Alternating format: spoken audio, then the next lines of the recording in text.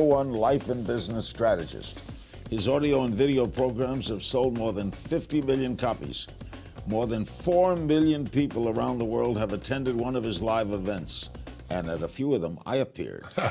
With his first book in nearly 20 years, Money Master the Game, 7 Simple Steps to Financial Freedom. He's here with us today. Thanks for coming. Good to see you. Why has it taken you 20 years to write another book? I've had a few day jobs. I got a dozen companies. About every 4 days, I'm on an airplane going somewhere. I go to 15 countries.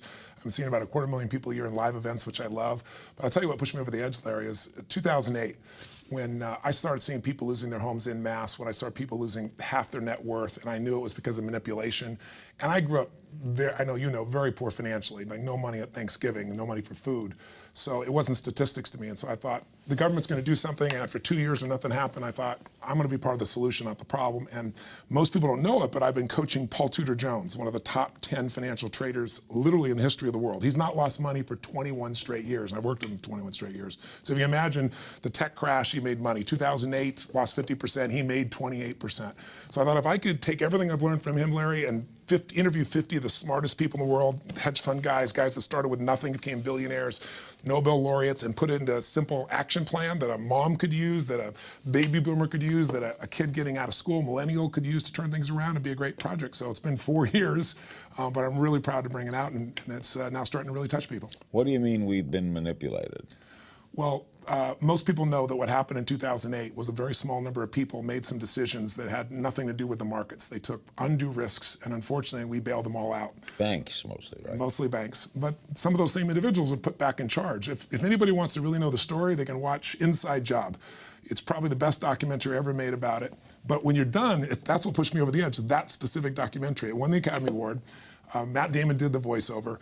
But at the end, you either want to kill somebody, you're so angry, or you're totally depressed because there's no solutions. And I want to do something at solutions where I could level the playing field, where I could help people see that you could take the best of what Wall Street knows and show Main Street how they could really apply it for their life. And that's what this book's about. Steve Forbes, good friend of ours, said Robbins has produced a book that will appeal to both the beginner and the most sophisticated money jockey overseeing multi-billions of dollars in assets.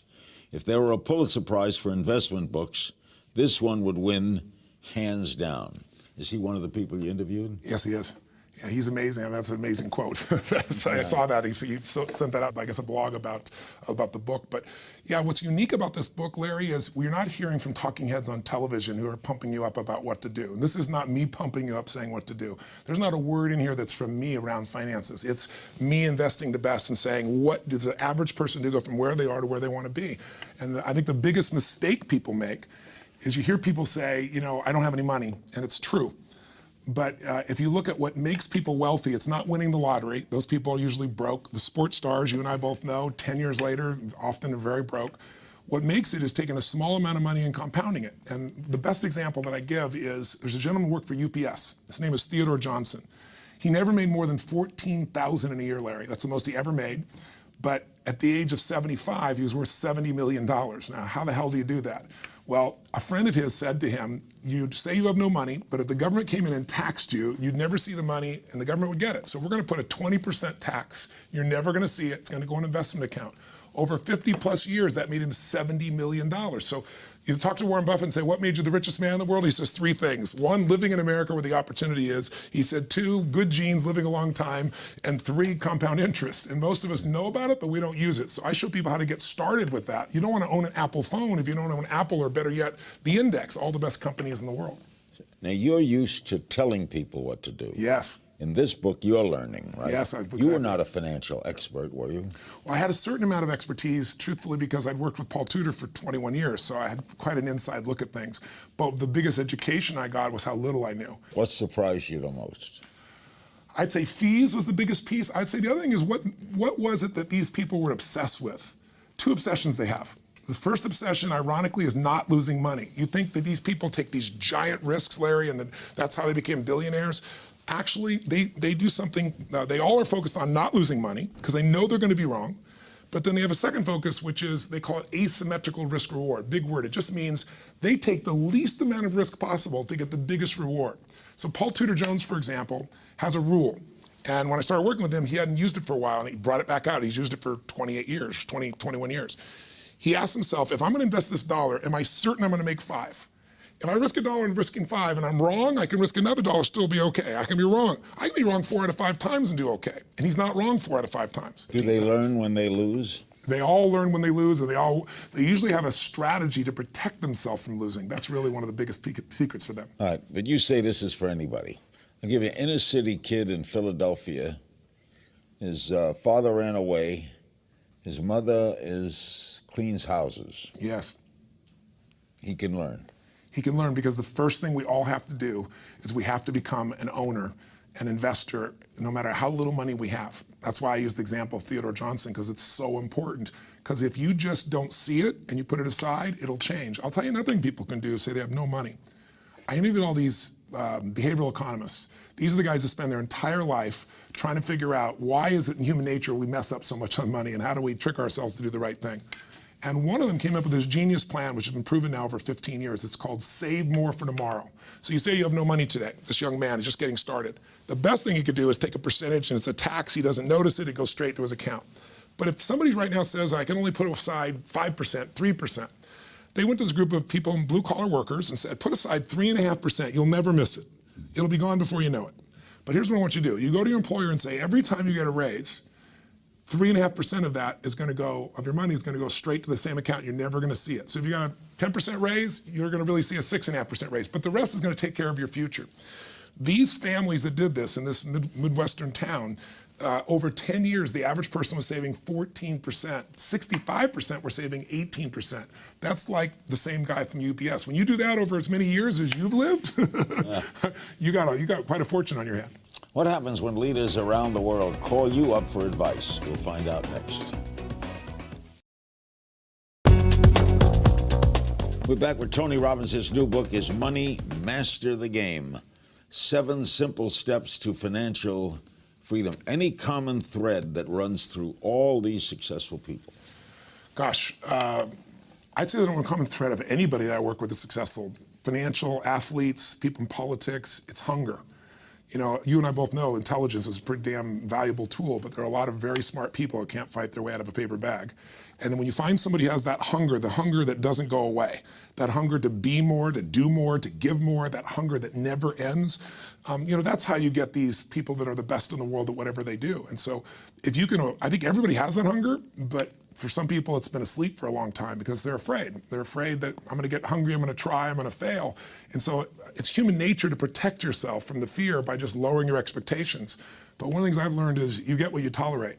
You get what you tolerate in yourself, you get what you tolerate in your life, and sooner or later we sometimes hit a point where we say, not another day, not another hour, this is done. I'm not walking this way, I'm not talking this way, I'm not living this way, I'm not gonna be in this relationship anymore, I'm gonna change it. And when people do that, that's the beginning of a breakthrough. When you advised, like President Clinton, yes, you didn't advise him on whether he should sign the SALT Treaty. No. Or whether he should pass this bill. No, of course not. So not. what would presidents call upon you for?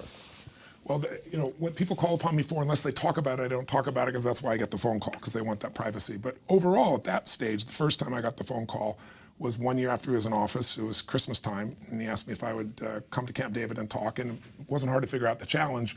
He'd lost both houses of Congress. He'd lost from, you know, if the economy is stupid, to not having a clear agenda in terms of the American people knowing what he's about. And he actually called me at a mutual friend of ours, Peter Guber's house, and said, you know, I wonder if you'd come visit with me. And I said, it'd be a privilege, Mr. President, and I'd be happy to come tonight, you know, Christmas. And I said, I'd be happy to do it, but I said, I'm not a fan. And, you know, I remember Peter looking at me like, are you crazy? He's mouthing to me, it's the President of the United States. And I said, you know, I'm not being harsh, Mr. President, in any way. I just want you to know, if you want me to say what you want to hear, I'm the wrong guy. And I'm not saying what I'm saying is right. But if you want another opinion, I'm happy to come. And he laughed, and he was great. And, you know, we're friends to this day. But at that time, it was like, how do I get out of this rut that I'm in where I feel out of control, where the media is running my story? Right? That was really the issue that was being dealt with. And I'm not a media expert, but I know one thing. If you don't do anything, the story will change if you're the President of the United States, right? But you want to do things. You got to decide, how are you going to communicate? What are you going to do? And you got to stop blaming what's outside yourself, because things are unfair. The media can be more than fair. The media can be unfair. We all know the media is like people. People are fair, people are unfair. So for the most part, you wouldn't get where you were without the media. You certainly would, the President of the United States. So helping him to decide what he was going to do at that stage. Also later in his life, when he wasn't going to be president anymore, what do I do? I'm 51 years old. Where am I going to go? Those are the types of things. And what he's done with his life since leaving the presidency is unbelievable. I think he has more influence today than he did back then. He'd be elected in a sweep. Oh, in a heartbeat. Have you met Obama? Okay, yes, I have. What do you think of him? Brilliant, smart as a tack. Had a passionate conversation with him with a large number of billionaires in the room who are his biggest supporters, saying, I voted for you the first time. If you are going to do this again, how are you going to do it with a divided country? This is right before the second election. And I said, I'm not being harsh. You're going to probably win anyway. But I really love to know, because you've demonized the other side. They've demonized you, but you're the leader, right? Leaders got to go first, And second question I said is, why didn't you take Simpson Bowles? Because you had both guys at the table willing to do it on the most difficult issue of our time. So if I got a second issue to my question, and the room kind of changed, because it was a fundraising room with $250,000 to be in the room for each person. But the president was great. And he said, well, Tony, he goes, look, he said, I've never demonized anybody. And I said, okay. He goes, that's never what I've done. And he said, secondly, he said, on Simpson Bowles, your friends on Wall Street, they wouldn't like, giving up the remainder interest. And I said, well, I don't just have friends on Wall Street. And he said, and the American people wouldn't like the mortgage deduction going away. And he said, I have a better plan. I said, Mr. President, you do have a better plan, probably. I believe it. But the problem is your own party's not voting for it. So it's not better if it can't be passed. And I think the biggest challenge in leadership for anyone today is, how do we get past right versus wrong? It used to be, and you're old enough, and I'm old enough to remember, when guys would fight like hell on the House floor, and then they go have a beer together. Right. Today, they don't even talk to each other. That's right. It's like you're evil.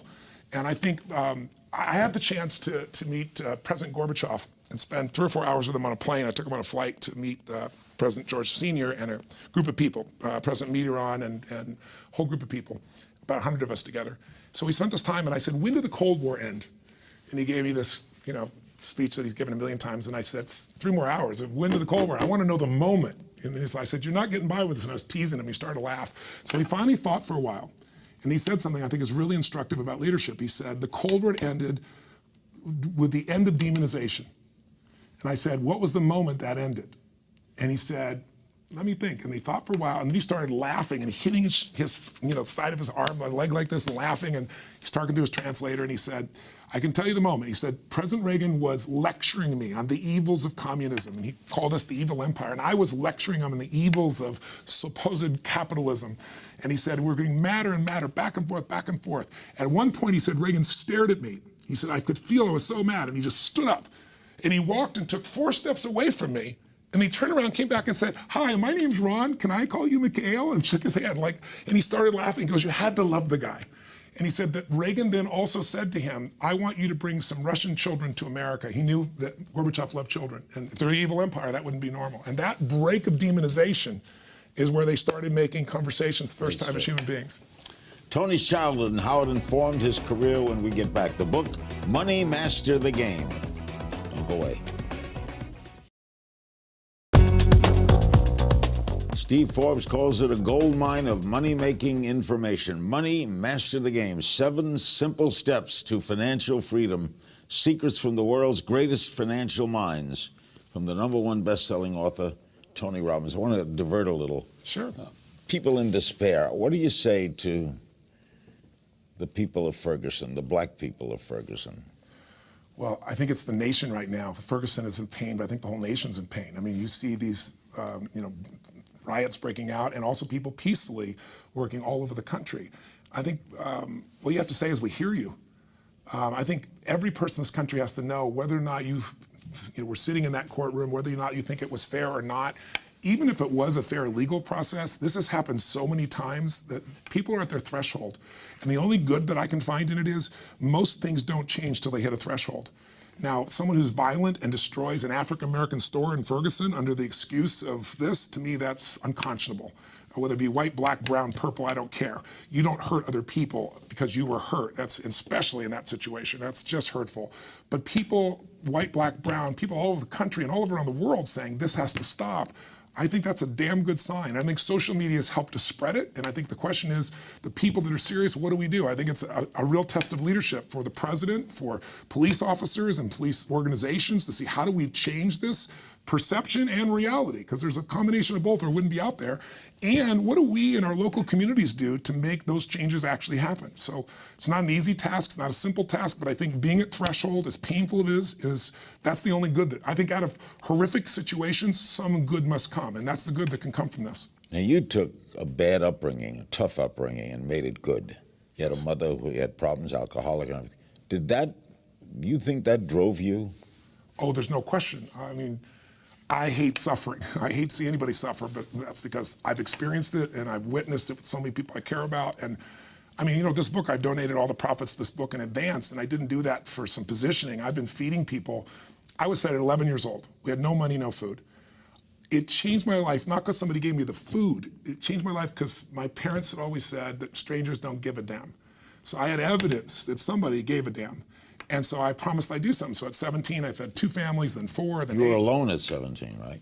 At 17 I was, but I started out feeding at that time, and I fed 42 million people over my life, but I decided when I did this, they cut food stamps 8.7 billion a year ago, and I said, look, you can't get rid of 2 million people and just pretend they're not there. I work with all these organizations. So I called up and I said, Feeding America, they're the best organization, the largest reach in this country for feeding people. And I said, if I gave you all the donation of all this in advance, what could I do? They said, you could feed 10 million people. I said, I'm in. But as the years gone by, I've gotten more inspired, so I'm writing an additional check. So today I launched it on Giving Tuesday, and I'm feeding 50 million people myself, 50 million meals, and then I'm offering anybody who wants to come in, I'm matching what they're doing so we can feed 100 million people, and I just want to bring attention to it. How did you get into motivating people? How did that start? I've spoken at some of your conferences. Yes, I just bring humor. In fact, I add, why am I here? But you are wild at these things. I mean, you really get them going. Yes. How'd you start? How'd you start doing that? I started reading when I was just a kid. I needed something to feed my mind, and I had all the suffering, and I didn't have a way to escape. Books were my escape. That's why I love books so much. It's like I could learn from somebody from another century. I could learn by another person's life experience. And then I started to do some speaking and touching people that way. But honestly, it's never been motivation for me. It's always been strategy, because motivation without strategy is like a warm bath. You should take a bath or you're going to be dirty regularly. You need inspiration. But it's strategy too. But I know you're never going to hear the strategy unless we can move you. I mean, I do a weekend that's 50 hours. So Oprah comes and says, Tony, I love you to death, but no one sits for more than 3 hours. I can't do it. And 12 hours later, she's standing in her chair, looking at the camera, going, this is one of the greatest experiences of my life. Or Usher, comes to me and says, Tony, I can't do 50 hours, dude. I just can't. 50 hours later, he's like, I laughed my ass off. This is one of the most incredible experiences of my life. So I've learned a way to refine the process to move people so that they act. If you just get pumped up, what good does it have? So this book is all these specific strategies. Here's what to do. Here's what Ray Dalio says, the largest hedge fund on earth. I say to him, don't inspire me. Tell me, if your kids couldn't get any of your money, not on a dime, and you were going to show them what to do, what would you show them? What would you tell them? He said, Tony, I've spent 10 years of my life refining this process. All my money's in it. It's called my all-weather strategy because it works when the stock market goes up or down. And he said, I've tested it back to 1925. It makes money 85% of the time. So he tells me the strategy is quite complex. And when you show it to the average financial person, they go, oh, that'll never work, because they're not Ray Dalio. They haven't figured out $160 billion to manage. It takes $5 billion 10 years ago net worth and $100 million for him to talk to you. Now he won't do that for any amount of money. But he spent 3 hours with me. At the end, he shows me this formula. I said, you know what? This is great, but you showed me how to make a chocolate cake. It's very inspiring. You said use some chocolate, use some sugar, but I need the actual numbers, or no one's going to be able to act on this. They're never going to figure this out on their own. And he said, Tony, that's my secret sauce. He said, that's how I get billions of dollars. I said, yeah, but you've not taken money in 10 years. I said, you're a generous man. You've given, half of your net worth you're going to give away? Give me the formula. Give it to me. And I was teasing him. He gave it to me. It's in the book. It's one of the formulas. And when you test it over the last 75 years, it's been successful 85% of the time, year by year. And the times it's lost, it only lost 1.6% on average. The biggest loss was less than 4% in a world where the markets go up 50% down, back and forth. This book's going to make people money. It'll make people money. The beautiful part of it is they don't have to pick Ray. They can decide who they want to follow, because I give you the strategies of all the best people. Are all the people rich, or did you talk to some economists? I talked to economists. I talked to Nobel laureates. I covered both sides. Not necessarily rich, but who advise people. Because I wanted to make sure I saw both sides, not just that built it. But I really wanted to put most of my focus on those that have started with nothing and built real fortunes. None of these were born rich. Not a single one. Tony will answer your social media questions after this. The book, Money Master the Game. We'll be right back. We're back with Tony Robbins, the new book, Money, Master the Game. He doesn't make a penny from it, right? That's correct. Giving away 100%. Wow. How do you, the energy, do you ever lose your energy? Do you ever get down? Well, sure, I get exhausted, I get mad, I get tired. I'm a human being, but it's like an athlete. You built your muscle, so it's there for you. It doesn't last. What used to last when I was a kid, a month might last me a few minutes or an hour, something of that nature. Couple of social media questions. Linker Casas on Instagram. What do you believe is the most dangerous assumption people are making about financial freedom around the world? Oh my gosh, there's so many. I think the biggest thing is putting yourself in a place where finance is so complex that you just trust somebody else to do it for you. And yet sometimes people say, but how am I going to solve this? I mean, that's why I wrote the book. It's like you can hire a lawyer, but you better understand that your life is on the line. You can hire someone to teach your child, but you better know it's your child and you got to still do it. You can go listen to someone about religion, but you're going to have to make your own choices. And I think we have to educate ourselves because otherwise you wake up and there's nothing here. I think right now, people just assuming that the market's going to go up forever. We've had a very long bull market here coming up on 6 years. So I mean, this is a situation that doesn't go on forever, and you have to have a way to protect yourself, and that's part of asset allocation, which we talk about. Jack Barrier on Twitter. What were the most impactful lessons you learned while writing this book? I would say, gosh, there's so many. I would say the biggest thing is seeing what's really possible, that somebody with vision and caring and who's willing to work their tail off to learn can take small risks and become incredibly successful. My assumption was somebody like, Sir Richard Branson. You'd assume, you see him out there taking these life risks. He risks his life, but he doesn't risk in business. I mean, if you look at Richard, I believe when he was opening up Virgin Air, big risk to buy these giant airplanes. But his question always is, what's the worst case and how do you protect it? And so, he made a deal with, I believe it was Boeing, if I remember correctly, he could give back those planes if over X amount of period of time it didn't work out. He's covering his downside. The average American isn't doing that. So I think it blew my mind to see that these people are risk takers, but it's very calculated risk. It's small risk with big rewards. That's what set them apart. Any of them women? Yes, Mary Callan Erdos is just a genius. She's head of JP Morgan, manages $2.5 trillion with a T dollars. Moved up from nothing, built it straight up. Extraordinary human being. The interview's in there with her as well. Silvera Keela, what's your favorite book of all time, and what are your morning routines? Favorite book of all time is hard, but I've been asked that before, so I have thought about it. And I think it's so hard to pick one. But if I had to pick one, I'd say Man's Search for Meaning by Viktor Frankl. The experience, every one of us in our lives are going to experience extreme stress. Losing a family member, I've been told, a tumor in your brain, financial stresses, whatever it is. But when you see the ultimate stress of somebody who went through Auschwitz and how they survived and how the people that did survive made it, and you read it in first-person account, you realize you have no problems. And it's just a beautiful book. And it reminds you that life is not about being happy. It's not about fun. It's not about money. It's about meaning. And even in your suffering, there can be meaning. But I'd say my routines is, my life is different every day, but there's one thing I do constantly. I call it priming. Every day I get up and I take a minimum of 10 minutes, and it's not a meditation, but it has a meditative quality. And I sit and I do something physically to change my state. I usually jump in cold or hot water. I have these, if I'm in my homes, I have these 56-degree cold plunges I do to just change everything. You're out of your mind. Or I use a river when I'm in Sun Valley. But the point of the matter is I do a radical change. I do this breathing pattern, and then I take 10 minutes and I do 3.5 minutes of feeling associated for all things I'm grateful for, not just thinking of it intellectually, but feeling it. Because when you're grateful, there's no fear. When there's grateful, there's no anger. You can't have those emotions simultaneously. And so cultivating or priming it so it's always on the edge for me, I'm always feeling that, daily is important to me. And then I do 3.5 minutes of focused on healing and strengthening the best parts of me, and the same for my friends. It's kind of like a prayer. And then I do 3 minutes of the top 3 things, I call them the 3 to thrive, that I want to accomplish, and I see them as done. And when I'm done in that 10 minutes, I'm ready to rock and roll. That's Scott Edwards, JB. How did Jim Rohn affect you? Jim Rohn was my original mentor, and he shaped my life philosophically. He's the guy that taught me really that for things to change, you got to change. For things to get better, you got to get better. What does he do? He's passed away. A few years ago, I was at his funeral. So, but he was a seminar speaker. It was the first. I didn't know what a seminar was, and friend of mine, I went to work for somebody. I was in high school, 17 years old, and I was working on the side to try and make money to be able to support my family. And I was moving furniture for this man. And my father said, he used to be such a loser, and now he's so successful, you know? So when you're a kid, you can say these things. I said, my dad said, you're such a loser, and now you're so successful. He said, what? I said, how'd you do it? He goes, I went to this seminar. So it was $35. He explained it was 3.5 hours. And at that time, I was making $40 a week as a janitor. And I took a week's pay, and I went to this seminar, and I listened to this man who I eventually went to work for. And so he powerfully influenced me philosophically. A little game of if you only knew. I just throw some questions at you. Who's the first girl you ever kissed? Oh, my gosh. Her name was Pam, and I can't remember her last name, but I remember her vividly. How old were you? I was 5. 5? What's a superpower you'd love to have? Invisibility. Me too. Time period you'd love to go back and visit? The Renaissance. Would you rather hit a home run or catch a touchdown pass? Oh my gosh, that's a tough one. Gosh, I think hit a home run would be pretty awesome. Me too. Favorite author? Viktor Frankl? Viktor Frankl, probably, yeah. What motivates you? My wife.